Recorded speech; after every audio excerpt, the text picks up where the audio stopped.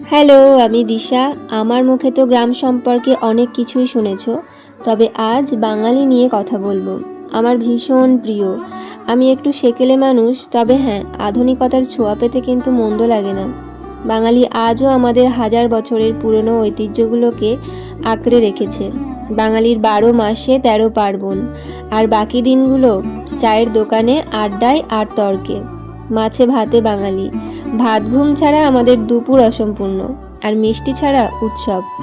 রোদ হোক বা বৃষ্টি, বাঙালির একাকিত্বের সঙ্গী রবি ঠাকুরের গান। পকেটে টান থাকলেও বাঙালির আভিজাত্য বজায় থাকে তার জ্ঞান চর্চা আর ঝকঝকে পাঞ্জাবিতে। বাঙালি পারে না এমন কোনো কাজ নেই। চুল বাঁধা থেকে শুরু করে গোয়েন্দা গিন্নি, বাঙালির মধ্যে কি না নেই, সবই আছে। বুদ্ধিবৃত্তিক আভিজাত্য, সংস্কৃতি, ভোজন বিলাস, সঙ্গীত, উৎসবপ্রিয়তা। তবে হ্যাঁ, বাঙালির কিছু ঐতিহ্য এখন বিলুপ্তির পথে। ভাটিয়ালি, ঢেকির গান, হাটবাজারের সংস্কৃতি। বাঙালি থামতে শেখেনি, ঠিক যেমন নদীর মতো পাথর কেটেও পথ তৈরি করে, বয়ে চলে। পুরনো কলকাতার অলিগলি বা ট্রাম লাইন, বাঙালি আজও ইটের দেওয়ালে ইতিহাস খুঁজে বেড়ায়।